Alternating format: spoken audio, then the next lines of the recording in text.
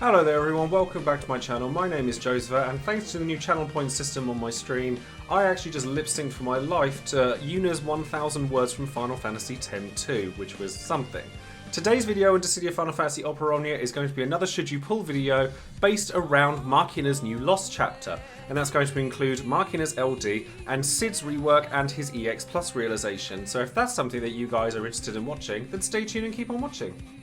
As always guys, don't forget to check the description box below for all of my social media accounts, including Twitter, Twitch, Discord and Patreon. Twitch this week, I'm still playing catch up because of the emergency maintenance we had on Thursday that's disrupted my stream schedule a little bit, so I still haven't finished the newest story chapter or the Abyss or anything like that. So feel free to come and find me on any of the days that I'm streaming, and I'll be streaming Machina's Lost Chapter and all sorts of other things as well, except I will be away during the Odin and Noctis banners and things like that that are coming about because I'm going to be away for a few days. Still going to be able to upload videos because I'm going to make sure that they're done beforehand, but there will be a few days where I'm not streaming, so do bear that in mind, and I'll be back ready for Barsh's Lost Chapter.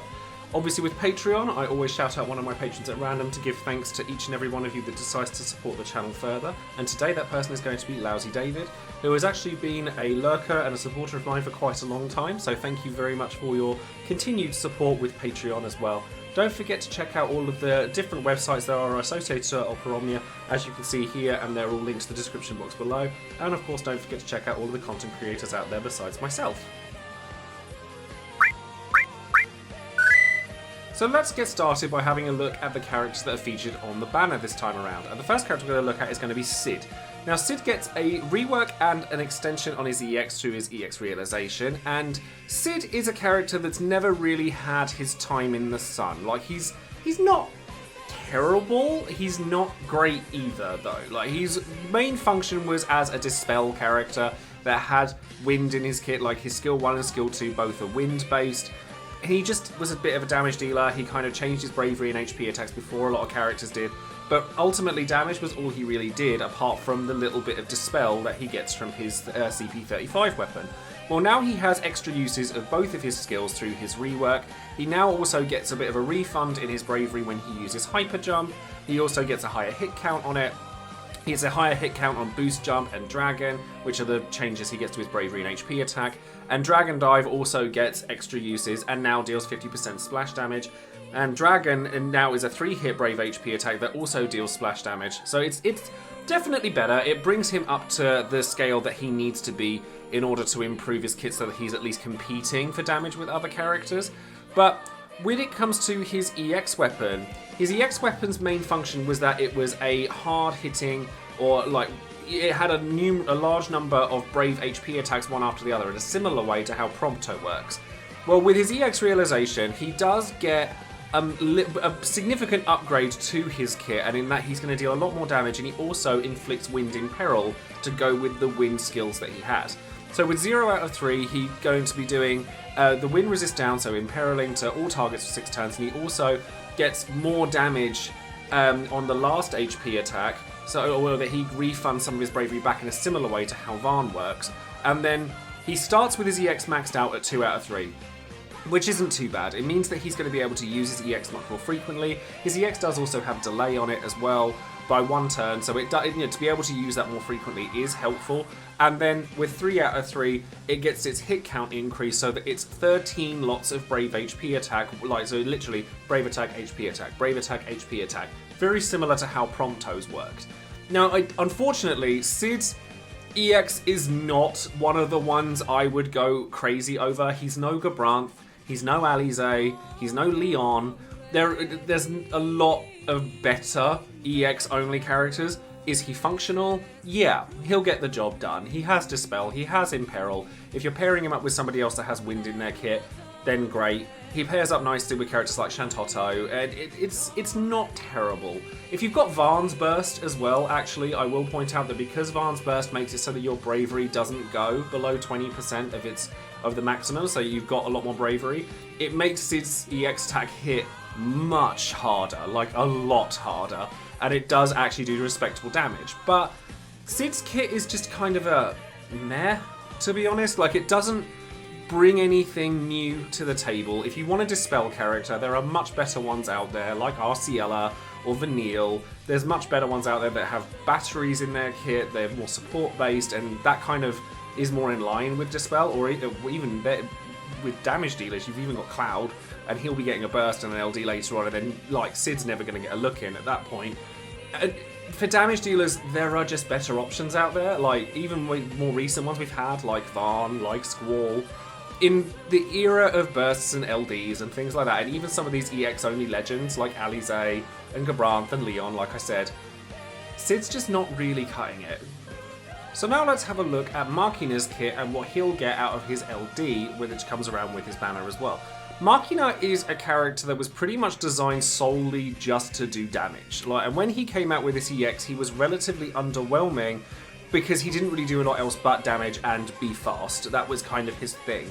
Because his EX, as we'll have a quick look at here, gives him a buff that allows him to counter things when he's attacked, and it lowers the bravery damage that he takes. However, even with his realization and everything, he doesn't actually have lock in his kit. He's not a tank. So he's not actually going to be triggering his counter from his Guardian Blades as often as you would like him to, because he's got no way of drawing attacks to himself to make it so that he goes off as much as he does. However, with his Awakening, he has an instantaneous attack, which is great. It's a Brave HP attack that gives him a buff that allows him to use Furious Blades, which is actually a very respectable Brave HP attack, being 4 hits. And then Furious Blades Plus, which is something that comes off of breaking a target or attacking a broken target using either his regular Furious Blades, his the Awakening ability, or just a Bravery attack, makes it kind of like Ramza's HP+++, where it doesn't increase your tone count after you use it.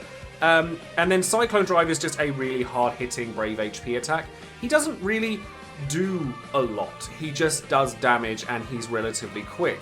However, with his new LD attack, he does get significantly stronger.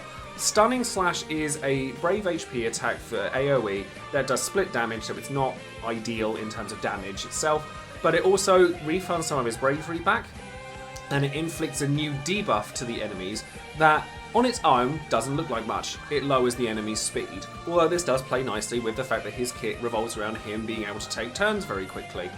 However, it also gives the ability for him to follow up any attacks that he does, and this can come from anything he does, so HP plus, Furious Blades, Awakening, Spiral Slash, Cyclone Slash, or Guardian Blades. Anything he does, he can then trigger another Brave HP attack after it, in a similar vein to how Noctis's Warp Strikes work after he's attacked when he's got the plus versions of his skills.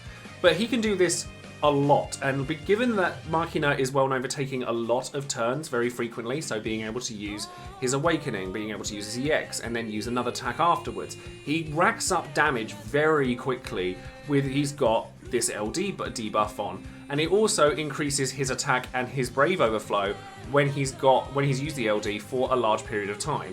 So it actually lasts for 16 turns, so the piercing power is listed out here, but do bear in mind that names do change between the JP version and the global version, so that's something I wanted to quickly point out because it's something that comes up a lot in my comments, and sometimes what's listed here in DB is taken away from the JP version, where sometimes the names change, so do bear that in mind as well. And then he gets more max bravery out of his uses. He also gets 4 uses of this LD skill, which is actually very nice because you don't often see LDs with more than 3 uses. So it works out quite nicely for him in that he's going to be able to make use of his buffs and his debuffs for a pretty long period of time. The only thing I will say is that the debuff, the Spiral's Linchpin, as it's listed here, doesn't last all that long. It only lasts for 4 of the enemy's turns. So while it's great, and obviously if you've got if Machina's like taking turn after turn after turn and going through his skills, going through his HP plus, etc., he is going to be dealing a lot of extra damage using this extra 4-hit Brave HP attack, and it's a group bravery attack, so it's going to hit hard every time he uses it. And like he's doing like AoE damage constantly, but that is all that he does. So if you're looking for somebody that has a lot more of a sort of like a niche, like he has like more debuffs or more buffs or things like that, then Machina's not going to be a character for you. However, Machina is very good at just keeping his bravery high, taking a large number of turns and dealing a lot of damage within those turns. You may want to consider looking at him now because he gets LD boards later on when Ramza comes out that make him even stronger, and he's one of the first characters that comes out with level 80, the cool abilities, things like that. So that's something that you may want to look into for the future. But I know that a lot of players are looking at the next couple of weeks and the characters that are coming out after that. So people, like 90% of players are going to be pulling for Noctis. I'm just going to say that now. So if you're saving for him, then Machina is not an absolute must-have. But he is very nice to have if you don't have a character that's just really good at dealing damage. Artifact-wise, it's very simple stuff, as it usually is with new characters these days, unless they're support-based. Sid's a damage dealer, Machina's a damage dealer. Attack 108, Max Bravery in the case of Sid, C50 in the case of Machina. Raises Max Bravery and attack. What more could you realistically want? So now let us have a look at the actual event itself and what we can expect to see in the Chaos and the Chaos Challenge for Machina's Lost Chapter. Now, the main boss of the wave is going to be the Marilith Tempest, which we have seen before in DE 13, and we've also seen it in Machina's original event. And we also get the first wave, which is Humbarbers, which are everybody's favourite delay-based enemy that can be an absolute pain in the backside and can suddenly brave HP you out of nowhere. So with the first wave, you basically just want to make sure that their attention is focused on one character as much as possible, preferably a tank, and therefore you're going to be able to act accordingly and make sure that you're dealing the damage to them as quickly and efficiently as possible. With the second wave, basically the main gimmick for this fight is that the enemies are fast and they hit hard. They buff themselves a bit, they debuff you a little bit, but they don't do anything particularly crazy or complicated. What they can do, however, and it's certainly at least in Wave 2, is they can brave HP you out of absolutely nowhere. Like, they can recover themselves from break instantly, they can do an AoE group brave HP attack, and they can just kill you. So you just have to be very careful about their bravery, and more importantly, your own. Obviously, one of Machina's main gimmicks is that he refunds bravery on a lot of his stuff, and he counters with bravery attacks, so he keeps his bravery high as often as he can. Varn also has the same gimmick where he's able to keep hold of bravery after he attacks, and the reason for that is because they want you to not get broken just off the bat, so you need to be very careful of that.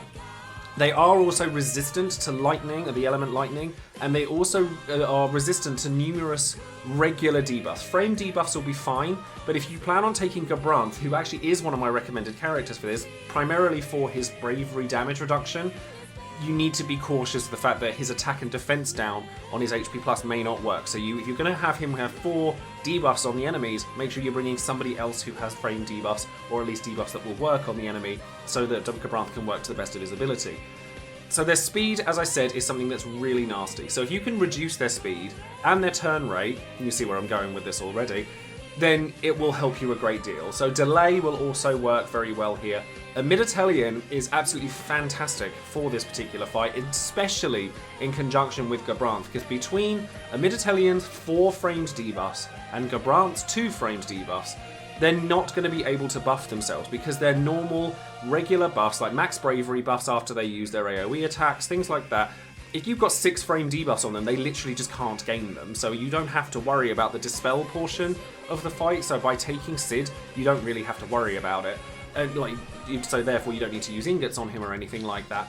But also, just a Mid-Italian's ability to just wipe out their turns to eliminate or help eliminate the fact that they are as fast as they are, whilst lowering their speed, lowering their turn rate, and then combining with characters like Gabranth, it will make your life a lot easier.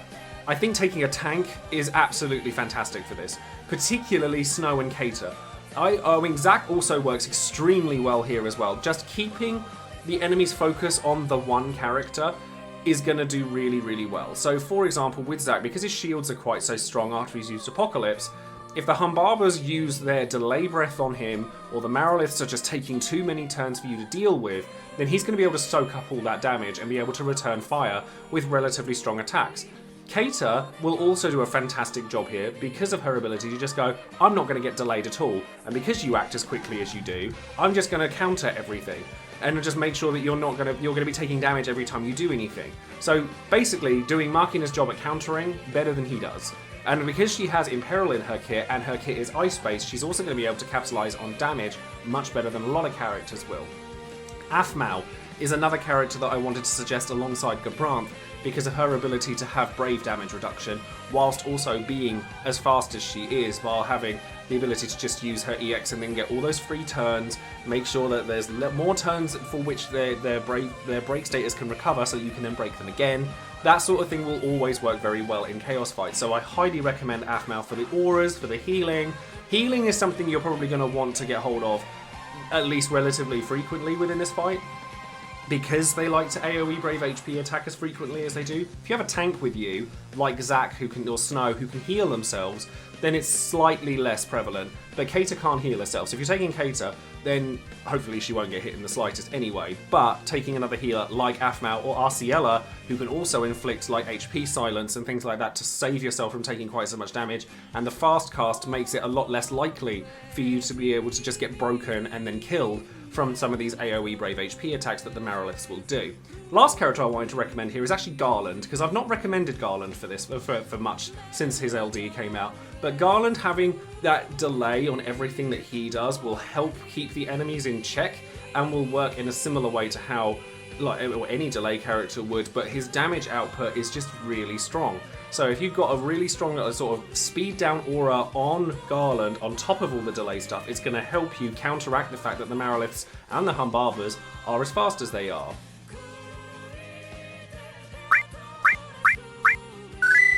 So now we come to the portion of the video where we talk about whether it's worth pulling on this banner or not. Now, I honestly think that this is one of the last easy banners that we have to skip. I think Machina is actually very good. I don't think that he's bad at all. I think that he's got a lot going for him. His damage output is actually very high, and his speed is like extraordinary, considering he gets speed buffs on practically everything he does. He has instant turn rates on some of his stuff. He's just a really good melee damage dealer.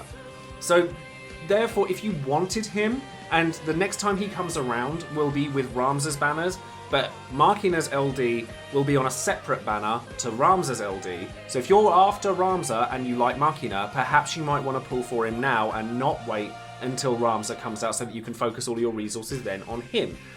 Similarly, I actually think one of the prizes on this banner is actually Rem. I pulled for Rem, and I actually did get Machina EX the first time Machina came out, and I've used Rem a lot. I think there is a lot to be said for Rem's kit because it's completely unique. No one has the turn manipulation abilities that Rem has, and Siphon Delta is actually a pretty good attack as well. So Rem's one of those characters that's kind of like a background character.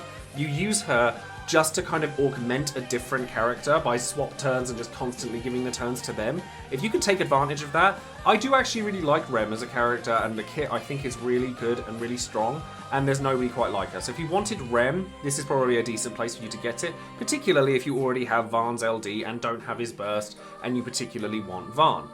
However, I think that because everything I'm saying about this banner art is it's nice, and not it's oh my god backbreaking, you have to have it. Given the banners we have coming in the near future, and I know I probably sound like a broken record here because I've said it numerous times, Noctis is in a week's time. He's not far away, and I guarantee you 90% of players are going to pull for Noctis. If you're low on resources and you're worried about having a damage dealer, wait for him, because he will serve you much longer than Machina will. Machina is not bad. Noctis is ridiculous. So if you're confident in the melee damage per turn characters you've got, for example Squall, or you know you're going to be getting Noctis and you're going to pity him if you have to, you don't need Machina. And equally, and I say this every time as well, Cid is not a consolation prize, in my eyes. There are players that will pull for Cid, or already have him and will give him ingots. I don't think he's worth pulling for, because there are much better wind, enchant, imperil characters. He can't enchant, he just has wind in his kit and can imperil it. Like, Fujin does a better job of doing damage realistically than Cid does, and Fujin has a lot of support capabilities as well.